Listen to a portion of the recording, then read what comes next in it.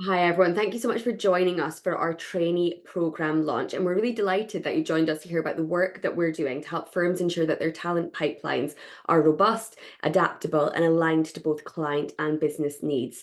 And as you can see from this slide here, we're the leading provider of personal and professional development and training in the legal sector, working with over 70 firms, from leading London firms to US and global firms, to a number of regional and national UK firms as well as strategically partnering with key players in the sector, such as the Corporate Law Academy and the Law Society as well. And it's these relationships in particular, our close working relationships that we have with early talent teams, HR and L&D teams, and also partners and leaders of the firms, as well as the trainees themselves, that has informed the work that we've done as we've redesigned our trainee program. And one common goal that we see with our clients when it comes to junior talent, and this is regardless of size, location, salaries paid, is that they're really driving and striving to nurture resilient, solution focused, risk attuned, and engaged talent that can really navigate the kind of ever evolving legal landscape. However, this is also one of the biggest challenges that firms are grappling with: how to equip talents with the skills that they need to succeed in the sector. And I'm sure many of you will agree that it's usually not the technical skills gap that's the problem. In fact, this is probably one of the most straightforward elements to solve. The real challenge really lies in equipping your talent with the professional, personal, interpersonal skills that they need to succeed in a demanding client-focused business. So we're going to be exploring this in some depth today. We're firstly going to look at why we've redesigned our trainee program. So we're going to be exploring these skills gaps that we're seeing with junior talent and the impact of these on key areas. So firstly, we'll be exploring the scale of the topic, including kind of new pathways such as the SQE, challenges that we're seeing with talent development, this next generation of lawyers who are entering the profession, the lack of professional skills, lack of EQ that they've been demonstrating, and the subsequent implications as well, the movement that we're seeing in the sector, the conflict, the turbulence, and also the increased regulatory focus as well. We're also going to be looking at closing the skills gap with our Leading Minds trainee program. So we'll be exploring the work that we've done to kind of clearly identify and define these gaps, the extensive work that we've done in this area, and also the 4 key competencies that we've designed to close this skill gap. We'll be exploring this in a bit of depth. And as I mentioned, our redesigned trainee program, which is based on these competencies and closing the skills gap in key areas. So we'll be exploring some of the overarching objectives for the program from a trainee level, an HR and L&D level, but also from the firm overall. Finally, we'll be exploring, how you can work with us to ensure that your top talent have the necessary skills to succeed and excel in the profession. So a lot to be covered in today's recording. So what I want to focus on first is looking at establishing the need when we're coming to closing this skills gap. Because when we look at the sector, one thing is certain: it attracts bright, academic, technically minded individuals. There's absolutely no shortage of talent in this respect. However, we know that the technical skills are not enough to succeed. The research and data on what it takes to succeed as an individual and, additionally as a competitive and sustainable business really results or rests, on those kind of vital foundational intrapersonal skills that enable talent to really navigate a client-led VUCA legal sector. So in fact, as I'm sure many of you will have witnessed, without these foundational intrapersonal skills, it's highly unlikely that even the most talented, bright, and gifted talent will make it. And we not only hear this from the law firms and the early talent teams that we're working with, but we see it in the research too, with study and report really clearly showing that partners feel that EQ is the missing link for top talent entering the sector at this time. And this is actually really reiterated when we look at some of the research on why people are leaving. I would say as well that even further, this intrapersonal and interpersonal skills gap is actually at the crux of many of the issues that we're seeing in the sector at this time.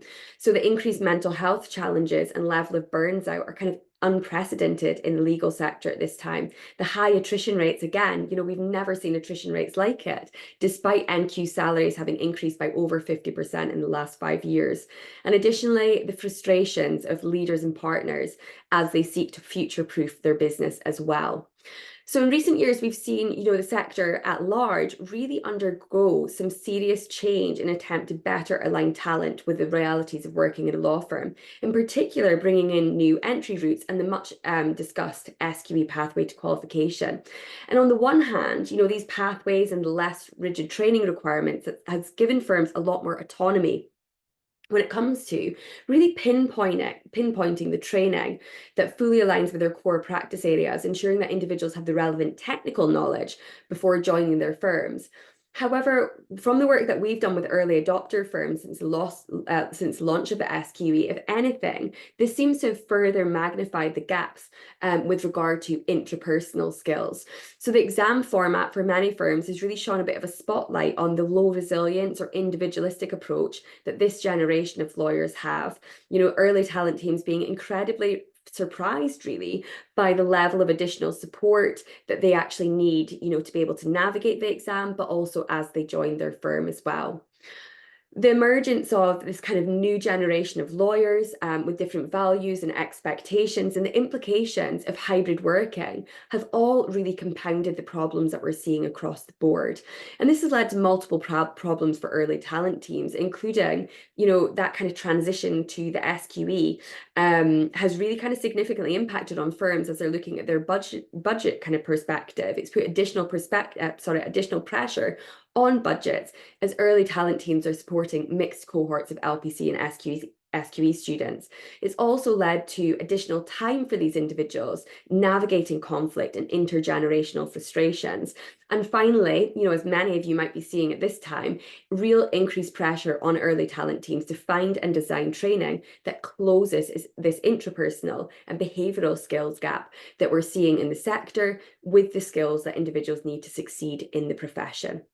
So if we think now about our program design, we really did take a very comprehensive, informed approach, and I'll be sharing this over the next slide or so.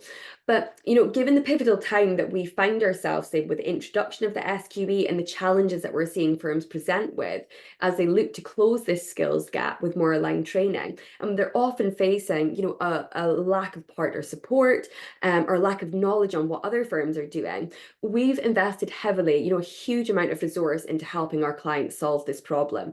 So we've taken a step back and really used this period of change as an opportunity to not only get to the crux of the issue, but fully prepare a solution by redesigning our trainee program. And this has been informed by many different kind of, angles and kind of areas. Firstly, our work with early adopter firms. So our close working relationship that we have with these early talent teams, HR and L&D teams, plus the future joiners, the trainees, the supervisors and leaders themselves, allow us to really kind of fully understand the skills gap that firms are seeing as they move to the SQE. And it's been interesting actually, because as I said, I think there's been much anticipation about what this is going to mean for individuals as they join the sector. Where are the gaps going to be? And actually for many firms as they've moved to this, they found it's been relatively easy to actually further or better align training when it comes to those technical skills, but they've maybe been surprised at the level of kind of focus that it's really been the intrapersonal and interpersonal skills that are still there. Our work with these firms as well has really allowed us to see the wider implications, regardless of the pathway chosen, and challenges that firms are seeing, as they're facing in this kind of evolving legal landscape. We've also ran, one-to-one interviews, focus groups, and our May 2024 SQE Spotlight report, which you might have seen. So over 30 firms completed this survey, and it gave us real insight in terms of the sector, where it's at in its move to the SQE pathway to qualification. So to reiterate some of the overall themes that we've been kind of seeing with this with this kind of move is that really, as I mentioned already, it's aligned or allowed an opportunity to better align those kind of talent gaps or kind of technical talent gaps, but actually kind of shone a bit more of a spotlight on the areas that are missing. And we're going to be exploring this over the next few slides as we look at our competencies. Finally, we've also ran, case studies and case study webinars as well. So in May, some of you may have seen that we ran a webinar with Grace Gibson Venner, who's the Associate Director of International Attorney Development and Recruitment at Vincent and Elkins. And Grace shared insight on the comprehensive skills gap analysis that the firm ran and how they used this information to provide bespoke training that fully prepares joiners for practice. So ultimately, what you'll see from this is that we've done the work for you, so that you can focus your time and energies on the other elements of your role. Because again, you know what, we really understand how busy HR teams, early talent teams, L&D teams are, and how much they're balancing. And given our kind of access to so many firms across the sector, we're really able to kind of have that oversight of what's going on and what are the common themes that we're seeing across a variety of different firms of size and shape. So let's look at now our trainee competencies before we look at the trainee program specifically, because we've categorized the main challenges and gaps into 4 competencies that inform our training. And none of these, I imagine, are going to be hugely surprising to you because you will have seen it in your firm as well. So the main gaps that we're seeing, and therefore the main kind of areas of competence we're trying to really out, are around about relationship management, commercial awareness, personal effectiveness and resilience, and career management as well. And for some of these gaps, they really are not new. For example, relationship management, personal effectiveness, and resilience. These areas have really formed the foundation of our well-established trainee programs for a number of years. But from the work that we've done with thousands of trainees in recent years, we've really identified that actually there's other areas that are maybe not being kind of, or as well as these areas, there's other areas that actually there's real gaps and that individuals are not having the relevant skills that they need when it comes to commercial awareness and career management. And we'll explore these gaps further in these competencies as we go through the program. But as we said at the start, regardless of how technically talented your people are, their success is going to be extremely limited if we don't have the competencies in these areas. So for firms, having clearly identified competencies can be a really excellent benchmarking tool. They can allow firms to really kind of measure or make measurable the knowledge, the skills, the abilities and behaviors that are critical to successful job performance. And they can then kind of align or map out training that is, aligned to these training competencies, and also be able to kind of map out development points for individuals as well. And this is going to inform feedback, appraisals, and career progression opportunities. Additionally, for individuals themselves, having clarity around about the expectations on them is going to help them better understand how their team works, how the firm works, and how they can play a better role in this as well. So they can then align their behaviors accordingly. They can minimize kind of conflict or misunderstandings, and also drive not only their own performance, but their team's performance, their firm's performance, not only in their trainee role, but as they navigate through their trainee, their kind of journey, their journey at the firm as well. So as I mentioned, we'll be exploring these areas and the competencies in more depth in upcoming slides, but I wanted to give you a bit of a snapshot in terms of where those 4 key gaps we were seeing and where we'd identified. So informed by our extensive work in this area, we're proud to have developed a new competency-led trainee program that bridges the skills gap and ensures that your talent are fully prepared with the inter and interpersonal skills needed to really kind of excel and succeed within your practice areas. And as you can see from this program, it's 6 modules, which are 90 minutes each, and they're aligned closely to the core competencies, so we can start to build on and demonstrate results as well. And these modules center on scenarios and case studies to really equip trainees with real life experience that they can then translate into what they're seeing in their day-to-day working. They can translate that back into practice. And I would say as well, a key part of what brings this program to life is that it's been developed by a team who have sector experience. So they can bring these kind of case studies and share their experiences and share their examples to provide relevant insight and kind of keep the program really interesting for trainees, and also provide tailored solutions to the challenges that individuals might be seeing within their roles at the firm.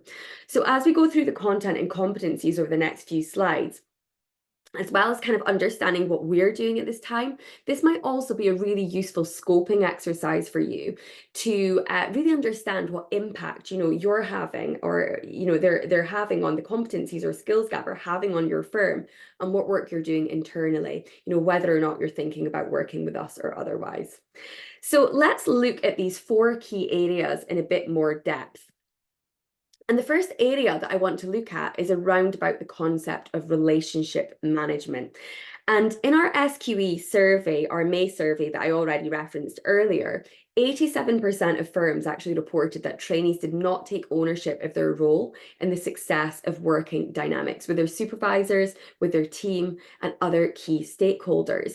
And for the majority of juniors, this is really the result of their kind of lack of confidence to do so. Because in a separate report, only 23% of junior lawyers actually stated that they felt confident in their ability to communicate effectively with both colleagues and clients.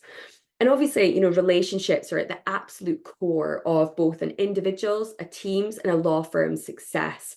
And you'll likely have seen this within your firm. There's far higher reports of cross-generational conflict in recent years. It's a very, very common theme that I'm seeing from the individuals in the firms that I'm working with, maybe labeling junior lawyers as quite entitled, or feeling they're not meeting the expectations that senior partners have of them. And with 5 generations operating in this modern workplace, each with their own, unique values, attributes, and attitudes, this is going to be unsurprising. And I feel like often, leaders feel or report that they feel that this generation of lawyers are not committed. They don't meet the standard that's actually required of them, and that it was very different in their day. And I think this leads to, even greater pressure actually falling on leaders. And we can see this by some of the stats here, that 72% of leaders are feeling increased pressure to deliver, and 59% of leaders are working longer hours. And this can obviously, reflect badly on recruitment teams, and can also be a huge waste of time, mental energy, resources on early talent teams, as are roped in to kind of constantly resolve these frustrations and conflict. And whilst there's no magic wand solution to the multi-generational workforce, what we've found is creating that common language is a really good starting point to provide and create clarity of expectations between both parties, thereby minimizing, miscommunication, misunderstandings, and ultimately conflict, frustration as well.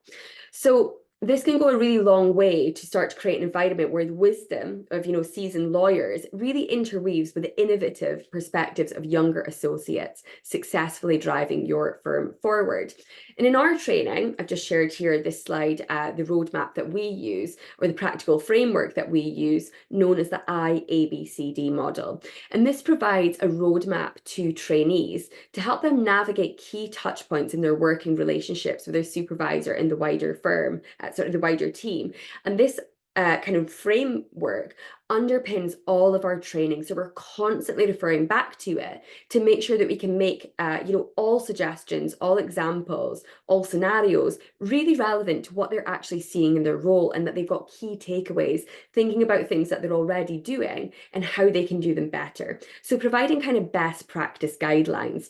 And by providing, these kind of exploring these key touch points like induction, allocation, briefing, checking in, and debriefing or feedback, we can actually provide individuals with the tools that they need to better demonstrate assertiveness, initiative, to clearly meet what's expected of them as they join their teams.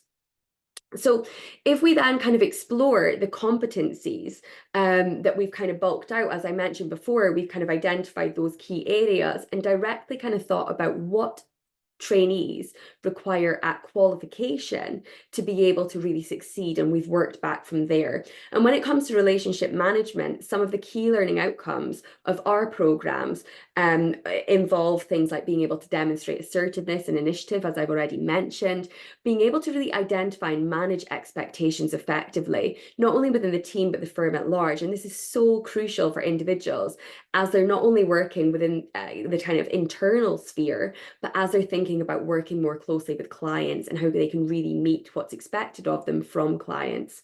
We also look at being able to kind of develop active listening skills, verbal communication skills, and producing really quality output by utilizing the relevant resources and internal knowledge that they have around them. So how can they take responsibility for the expertise and gaining this information that they need to be able to succeed within their role? Another key area that we found was really lacking in individuals, which is obviously really important as they're not only going through the various departments and of their seat rotations during a training contract, but also when we're thinking about, again, working with clients, is being able to be adaptable to different communication styles and working practices. And this really is setting them up with essential skill sets to help them better identify and navigate client needs moving forward.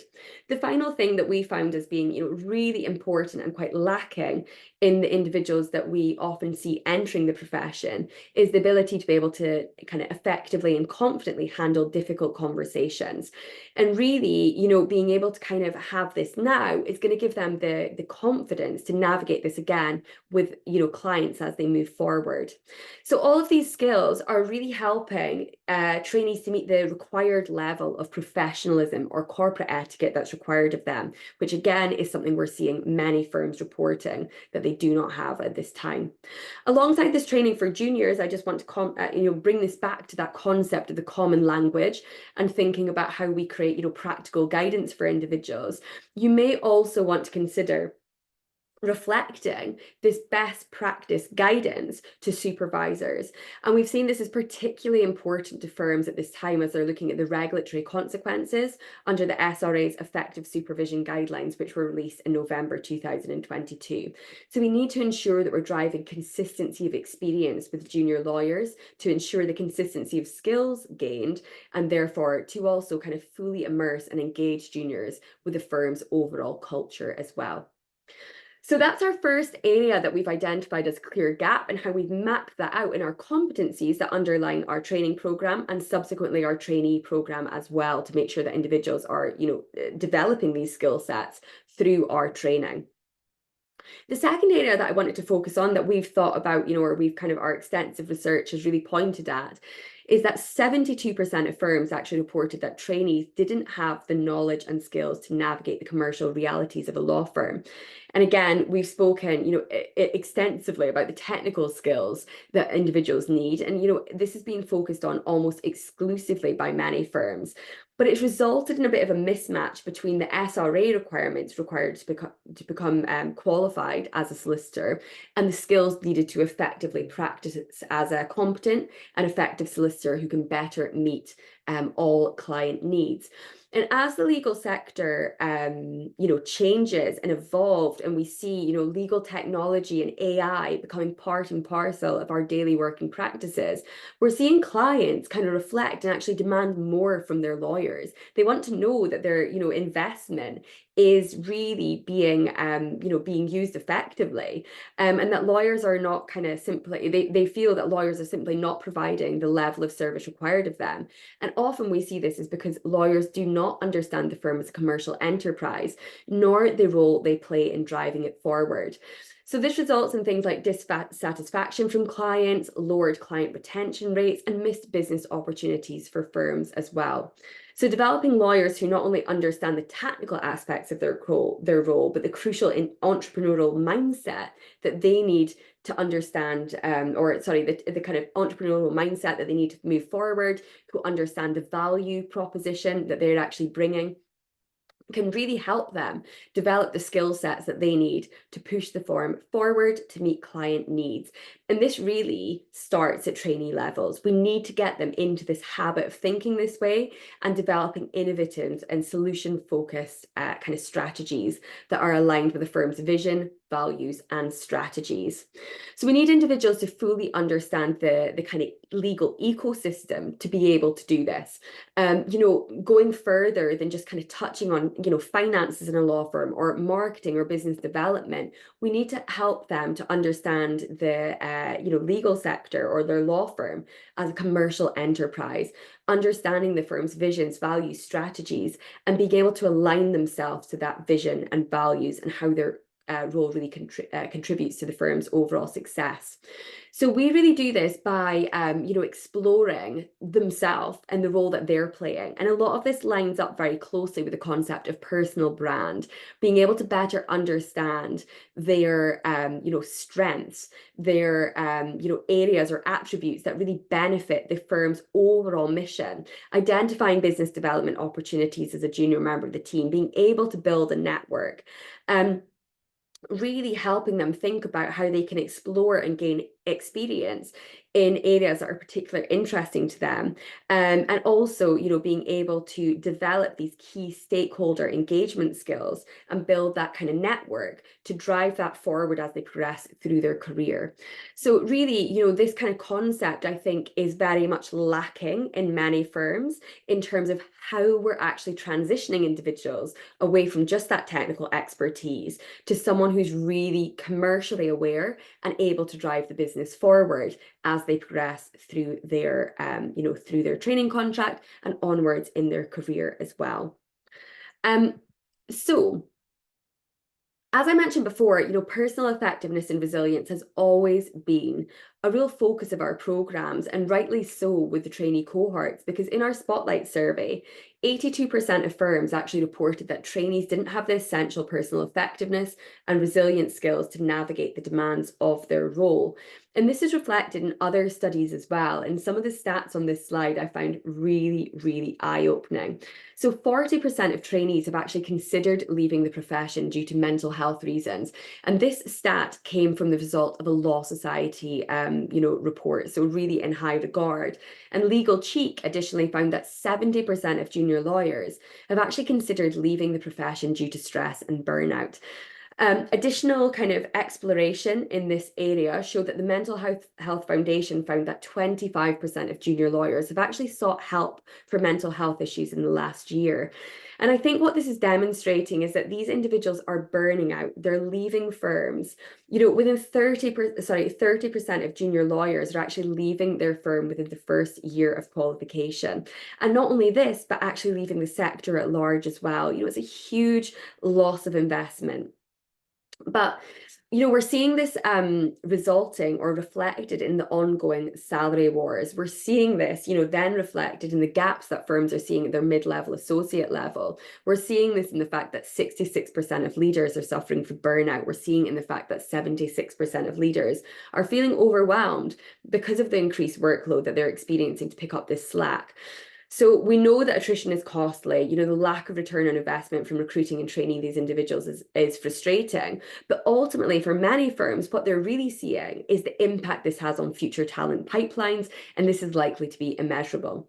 So how do we resolve this? How do we start to, at a very junior level, develop individuals who can drive, sustainability within their working practice, who are better able to navigate the demands of their role? There's two kind of prongs to this. Firstly, we need to really help them understand how to better plan and prioritize workload. We need to help them understand how to, identify overarching deadlines, understand where there's flexibility, understand the scope of the task that they're being asked, because often these individuals are heaping an enormous amount of pressure on themselves because they're not getting clarity from leaders. They're not asking the right questions. We need to guide them to think about identifying the expectations. But also we need to help them engage in more effective process management, to apply lean principles, to help them increase their productivity, to increase their effectiveness and their efficiency, and drive better case management. Secondly, we need to make sure that individuals have the tools to really navigate the mental load of their role, helping them utilize, mind management tools to overcome setbacks and challenges, navigate feedback, and better handle, change and uncertainty that comes with seat moves and working within global teams as well. So the result really is more resilient individuals who are better able to navigate the common stressors that they're seeing within their roles, but also have built the resilience to be able to navigate as they progress through their career, to support their mental health, to support their energy, and effectively manage their workload to better support their team as well. So the final area that we focus on is around about career management. And one thing that you will have seen, I'm sure within your firm, is that this generation of lawyers, they want more and they want it now, but they seem to want it handed to them as well, with 67% of firms actually reporting that trainees didn't take responsibility for their learning experience or develop a plan for their continuous improvements. And these juniors, from the conversations I'm having day in, day out, the perception of them from both early talent teams, L&D teams, but leaders and partners and supervisors is that they're far more concerned with their own personal career aspirations than the wider business needs or any wider implications for their firm as well. And we often see this, demonstrated by the level of pushback you might have seen within your trainees when they're required to participate in a department that they don't wish to qualify into, or their willingness to leave at the drop of a hat, resulting in a huge at qualifications, resulting in a huge loss of investment for firms. So I think this individualistic approach is responsible for a huge amount of the frustrations that are arising from leaders. They want individuals who are more committed to their firms, that are aligned to their firm's vision, with their, and being able to kind of see their own aspirations and how we can line those up hand in hand with the firm's aspirations as well. So I think a lot of this, the kind of commercial awareness and the career management at certain points actually come hand in hand to be able to kind of drive and move this forward. But often I think in our experience, this kind of misalignment, as in addition to this, not having that wider commercial awareness, is really often caused by lack of clarity or a lack of openness around about career pathways, which can result in a misalignment. So typically in the legal sector, seat choices, qualification departments, spit it out, Claire, and partnership pathways are all shrouded in secrecy. And this can lead to individuals feeling quite anxious or overwhelmed and often demonstrating quite controlling behavior, which again can be perceived as entitlement, as they're trying to create that sense of autonomy or control. And actually that sense of autonomy or control is absolutely crucial when it comes to engagement and also retention as well. So in our sessions, we work very closely with firms to help them start to identify as trainees, as junior members of the team, how they can better build awareness of or take responsibility for personal learning and development opportunities. So we're kind of, using these sessions as an opportunity to distribute information on career pathways within the firm, help trainees identify how they can best, chart their own career progression. But it also means as well that they can better navigate how they're transitioning between practice areas during seat rotations, even when it's not an area of choice, being able to overarchingly see the benefits to them and how they're going to get there.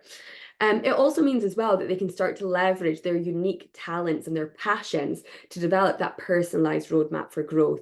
Again, better aligning or identifying opportunities to align personal career goals with a firm's vision and values as well.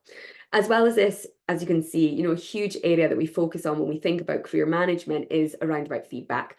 So feedback is not only, crucial for the firm or individual's progression, but also the firm's progression as well, helping individuals identify where they can maybe move towards, what skills gaps they might be experiencing themselves, and how they can gain this experience. But it's also one of the most difficult areas for individuals to navigate, especially these kind of high achievers, driven, ambitious individuals. They take it very personally. So we explore this in a lot of depth when we think about career management as well. So all of these kind of competencies, as you can imagine, really leads to driving more engaged, more committed individuals who are equipped with the skills that they need to really navigate the challenges that they experience within their training contract and onwards in their career as well. So the final thing I want to think about today is tailoring your solution. Because as you can see, we've undertaken extensive work to really consolidate key themes and challenges across the sector to really create this comprehensive solution. We've done the background work so that you don't have to. However, we still work with every firm as an individual entity to fully explore our kind of sector-wide expertise within the context of your firm's culture. And you can see from this slide here that there's a number of ways that we do this. The first thing that we do is have a consultation to really fully understand where your firm is seeing gaps with regard to the competencies. And we kind of explore this in depth. And this allows us to not only kind of identify those gaps, but fully align our program with your key objectives for the training. For example, a firm that we recently worked with had a big drive on commercial awareness and business development as they felt that juniors had significant gaps in this area. And we worked closely with their Asian, European, and US offices, their Asia offices, I should say, to deliver a solution that really kind of met and lined up with their key outcomes based on our knowledge of the sector and with the input from them, from their objectives, and also kind of the cultural knowledge, the differences of each location as well. So it really allows us to think about how to have maximum impact with these programs, to the very basic logistics in terms of, is online or in person a better delivery option for your individuals, to really getting to the crux of the internal policies, procedures that you have. We also run questionnaires to identify and understand fully your working practices, best practice guidelines, the policies, procedures, internal messaging that you have, and reflect this back in our training.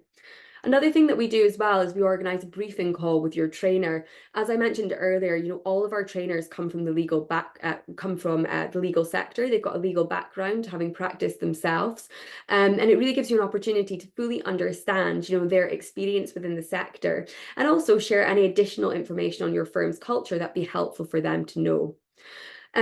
I also find that sometimes firms, just doing small things like branding the slides can be a really good way of embedding that training into their culture, really kind of getting to the place where they feel like it gives kind of a big nudge to the trainees as to how important this is, how this is reflective of the skill sets you require them to have. The final thing that we do is look at collecting data through ongoing feedback during the session, so that you can really identify any areas for progress, or where we can identify progress, or any key areas that require further consideration. And also, our kind of flexible approach means that we're constantly looking for areas where we can improve, giving you the confidence that your return on investment is paying off. But the final thing that we kind of do as well is, at the end of your program, actually provide you with a debrief report. So we collate this data plus our trainers' insight into this, into the program, into a really comprehensive debrief report, so that you can review key areas of concern for the group, identify key takeaways that the group have had to measure impact, and also fully understand any gaps that you might see within your internal policies, procedures, and further embed, opportunities to further embed this training into your firm's culture as well. So I really wanted to just share this slide to give you a bit more information in terms of how we have really, kind of done extensive work to identify these solutions, and how we partner with firms to really make sure that it's reflective and embedded into their firm's internal culture. So the last thing to share with you today is how you can really close the skills gap within your firm, and how to get started. So the first point of contact would be to email me on claire.williamson@leadingmindsglobal.com, to further explore how this comprehensive training program will help you close that skills gap that you're seeing amongst your junior talent, and fully understand your key training objectives at this time, and how we can work together with our flexible training options. Additionally, if you would like to use this email address, and please, as I said, do feel free to email me to book a call. It's always great to understand further what's going on in the market, and provide any insight that I can. But additionally, please use this email address if you would like a copy of these slides, which include our trainee competencies, or the SQE Spotlight report that I mentioned earlier, or additionally the case study webinar that we mentioned with Vincent and Elkins. So I hope that you found this recording useful, and I want to thank you for exploring our launched trainee program with us, and we hope to work with you soon on this initiative. Thank you, everybody.